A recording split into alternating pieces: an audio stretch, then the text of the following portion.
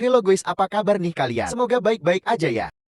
Jadi pada video kali ini, kita akan bahas alur cerita dari film yang berjudul Satu Suro.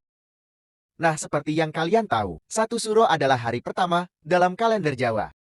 Satu Surat atau Satu Muharram adalah hari baik sebagai tanda hijrah dari hal yang batil menuju yang hak. Namun sebagian masyarakat mempercayai mitos akan tingginya energi spiritual pada tanggal itu.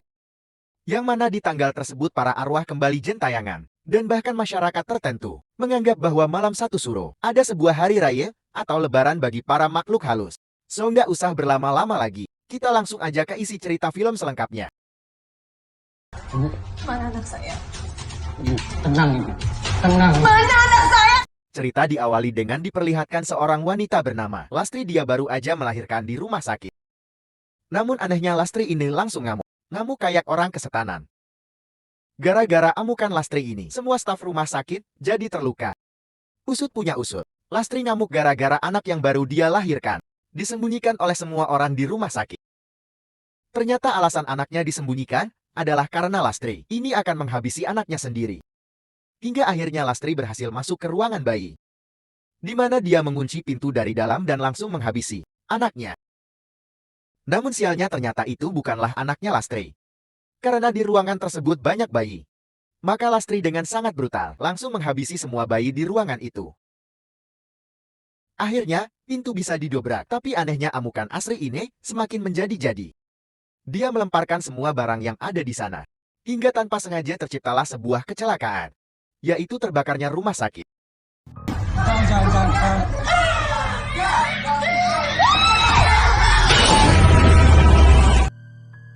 Kebakaran itu pada akhirnya menewaskan seluruh staf serta Lastri sendiri.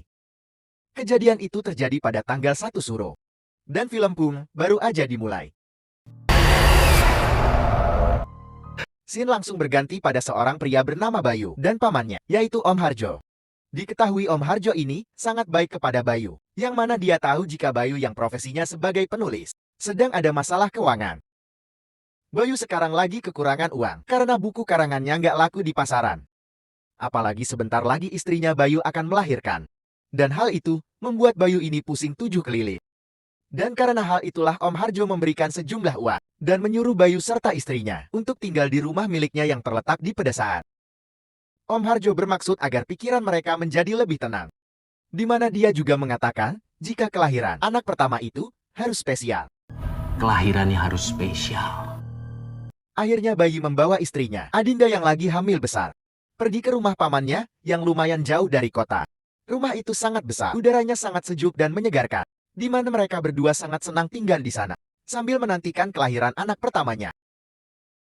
Malam harinya, mereka melihat-lihat album punya Om Harjo yang masih tersimpan di rumah tersebut. Yang ternyata Lastri yang kita lihat di awal film adalah istrinya Om Harjo. Mereka pun segera tidur karena besok Bayu harus bangun pagi untuk meeting bersama penerbit. Keesokan harinya Bayu cepat-cepat pergi meeting. Sedangkan Dinda nyantai-nyantai di rumah sambil minum teh hangat. Merasa bosan di rumah sendirian, Dinda memutuskan untuk jalan-jalan ke pasar dan berniat untuk membeli bunga sedap malam. Tapi kata si penjual, sekarang bunga sedap malam lagi nggak musim. Dan sekarang yang lagi musim adalah bunga melati. Dinda melihat banyak sekali bunga melati, dan dia pun bertanya untuk apa bunga melati sebanyak itu. Si ibu menjelaskan, jika sebentar lagi malam Satu Suro, dan semuanya harus segera dipersiapkan. Oleh karena itu si ibu menjual banyak bunga melati, dan ada juga yang menjual hewan untuk disembelih, seperti kambing dan juga ayam. Tapi Dinda yang berasal dari kota, tentu aja nggak tahu sama sekali tentang malam Satu Suro. Setelah ibu itu tahu Dinda tinggal di rumah kayu milik Om Harjo, seketika si ibu langsung menutup tokonya. Di saat yang sama Dina melihat ada seorang nenek tunawisma yang menatapnya dengan tatapan yang menakutkan. Sepulangnya dari pasar, Dinda ini terlihat akan membuat jus buah-buahan. Namun ketika sedang memotong-motong buahnya, dia dikejutkan dengan pisau yang tiba-tiba menancap pada talenan. Dan gak hanya itu aja, Dinda juga mulai mendengar suara aneh dari dalam gudang.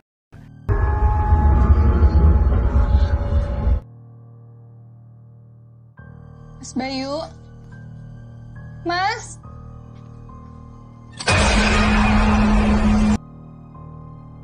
Bayu yang baru aja pulang dari kantor sangat kebingungan saat dia nggak melihat Dinda ada di dalam rumah.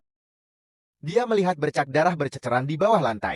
Dan saat Bayu mengikuti jejak itu, dia menemukan Dinda yang udah tergeletak.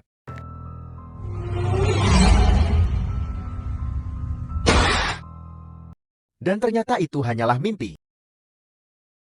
Dinda segera menenangkan suaminya itu, dan meskipun tahu jika suaminya anti agama, tapi agar lebih tenang, Dinda mengajak Bayu untuk sholat berjamaah.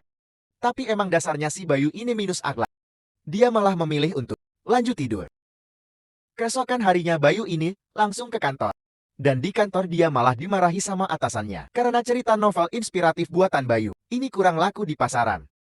Maka dari itu, atasannya ingin Bayu membuat novel horor. Yang jelas-jelas itu bukanlah fashion Bayu. Di rumah Dinda yang sedang tidur siang, seketika bangun karena merasa muak. Di mana dia memuntahkan paku, silat dan juga seorang bayi hingga mulutnya robek. Tapi lagi-lagi ternyata itu cuma mimpi. Bayu yang baru aja pulang, melihat Dinda yang udah kontraksi, pertanda akan segera melahirkan. Bayu langsung membopong Dinda ke rumah sakit terdekat. Yang mana di dekat situ hanya ada satu rumah sakit, yaitu Rumah Sakit Umum Kasih Hati. Dinda langsung dibawa ke ruangan persalinan. Sementara itu Bayu harus menyelesaikan administrasi. Dokter mengatakan, jika Dinda baru pembukaan 1 dan butuh sekitar 3-5 jam lagi untuk melakukan proses persalinan. Maka Bayu pun akan pulang ke rumah dulu untuk mengambil pakaian serta beberapa barang yang diperlukan. Di rumah sakit, Dinda mulai merasakan hal-hal yang janggal, di mana dari dokter perempuan yang menatapnya dengan tatapan menyeramkan. Lalu dokter persalinan yang menyedotkan kepalanya sendiri ke tembok hingga kepalanya berdarah.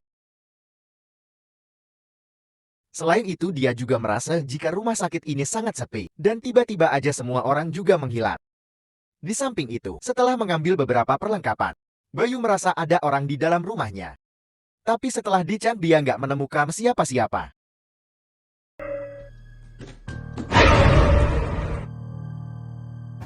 Dia terkejut melihat seorang nenek-nenek yang udah ada di hadapannya. Dan karena takut, Bayu pun langsung tancap gas ke rumah sakit.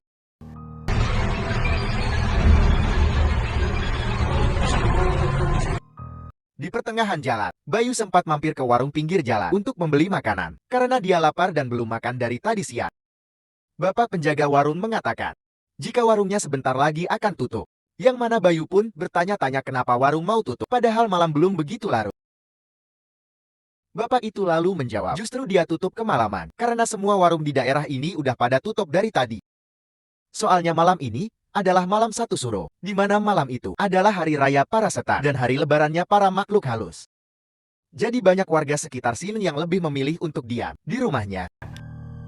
Adalah hari rayanya makhluk halus.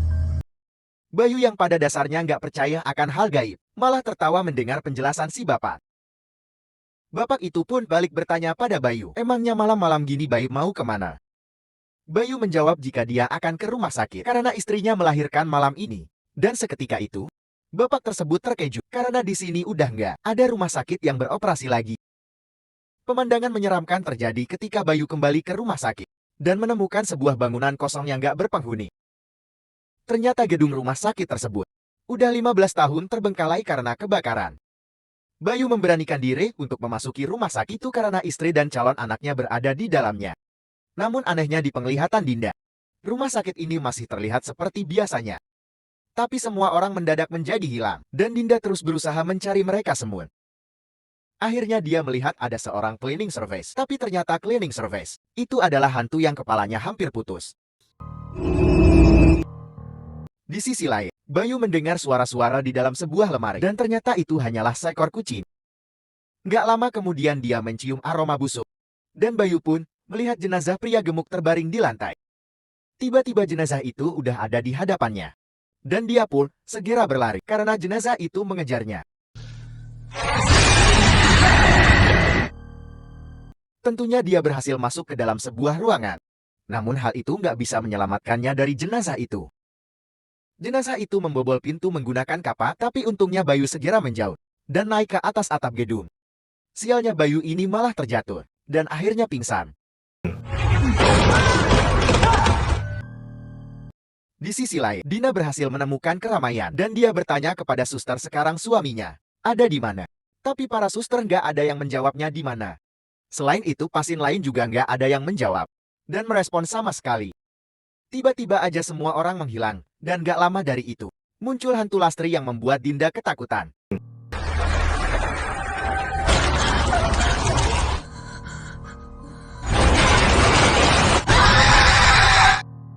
Dinda yang takut langsung berlari hingga masuk ke dalam kamar mayat. Namun ketika mau balik pintunya tiba-tiba hilang. Mau nggak mau, Dinda ini harus keluar lewat pintu yang ada di hadapannya. Dan secara nggak sengaja, dia menyenggol toples yang berisi jantung. Sehingga para mayat pun terbangun. Dan sialnya setelah berhasil memasuki pintu, ternyata ruangan berikutnya adalah kamar mayat juga. Tiba-tiba pintunya hilang lagi, dan karena panik, Dinda pun menyenggol toples lagi. Di mana hal itu membangunkan kembali para mayat. Yang mana lagi dan lagi, ruangan berikutnya adalah kamar mayat. Dinda yang udar, sangat ketakutan. Tiba-tiba aja dikepung sama mayat-mayat itu. Namun beruntungnya teror itu berakhir. Dan Dinda pun berhasil keluar. Setelah itu dia melihat arwah Lastri yang sedang menangis. Yang mana Lastri menjelaskan, jika dulu para kelompok sekte gelap telah membuat anak yang dikandungnya menjadi titisan iblis. Tujuannya adalah bayi itu akan dijadikan alat pemujaan mereka. Dan tanpa Lastri sadari, dia telah menjadikan tubuhnya sebagai sarang iblis.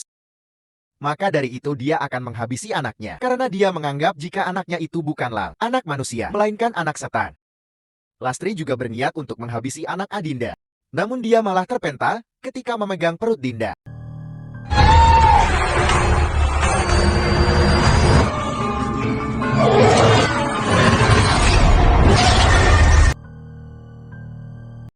Adinda yang pingsan lalu dibawa oleh para perawat hantu. Dan anak Adinda pun akhirnya berhasil lahir. Tepat pada malam 1 Suro, dia melahirkan dibantu sama hantu para staf rumah sakit. Namun setelahnya, Adinda ini malah kebingungan gak tahu harus bagaimana. Untungnya nenek misterius itu datang, dan langsung melemparkan serbuk hingga para hantu itu musnah.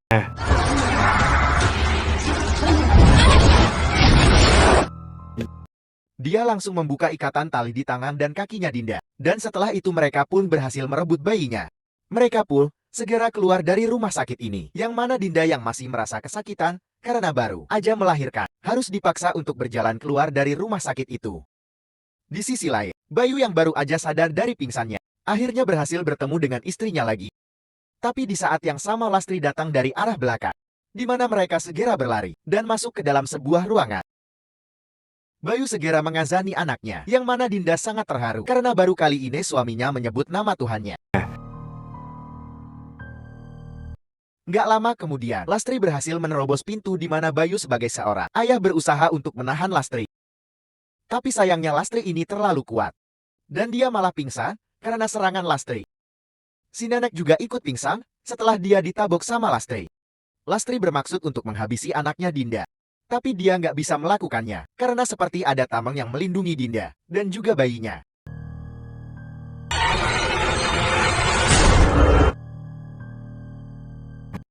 Hantu Lastri langsung mengangkat Bayu lalu masuk ke dalam tubuhnya. Dan Bayu yang udah kerasukan ini langsung memukul nenek itu sampai nenek itu pingsan lagi.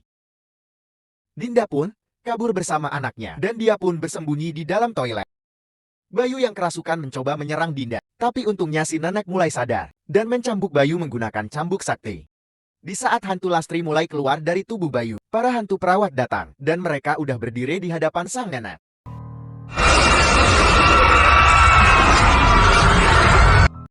Akhirnya Lastri pun musnah dibawa pergi sama para hantu perawat tersebut. Di mana sang nenek langsung menghampiri Dinda dan dia mengatakan jika mereka berdua udah selamat. Nenek itu pun ingin menggendong bayinya Dinda. Dan gak pakai lama, si nenek langsung memukul wajah Dinda hingga pingsan. Besok harinya, Bayu yang baru sadar dari pingsannya menemukan Dinda yang udah dalam keadaan babak belur. Di mana Dinda mengatakan jika nenek itu telah menculik anaknya. Dan setelah berhasil keluar dari rumah sakit, Bayu melihat jika nenek itu sedang melakukan ritual. Dan dia punah, langsung memukul kepala si nenek. Dan untungnya lagi anaknya juga masih hidup. Mereka pun sangat bersyukur dan segera keluar dari desa tersebut. Namun ternyata si nenek masih belum mati. Di mana dia malah langsung menari dan merasa sangat senang yang ternyata Om Hardio. Pamannya Bayu merupakan ketua dari kelompok sekte gelap. Nenek itu juga salah satu anggota sekte gelapnya. Dan dia melaporkan jika anak Bayu udah berhasil tertanami oleh iblis. Om Harjo udah merencanakan semua ini dan dia sengaja memberikan rumahnya agar misinya berjalan dengan mulus. Bayi itu udah menjadi wadah sang iblis, dan akan dijadikan alat pemujaan supaya kelompok seks gelap bisa mendapatkan kekuasaan, kekayaan, dan juga kesejahteraan. Bayi itu udah menjadi wadah sang iblis, dan akan dijadikan alat pemujaan supaya para kelompok seks gelap bisa mendapatkan kekuasaan, kekayaan, dan juga kesejahteraan. Bayu dan Dinda kembali ke kota tanpa menyadari jika iblis udah merasuki tubuh anaknya. Dan setelahnya film pun berakhir.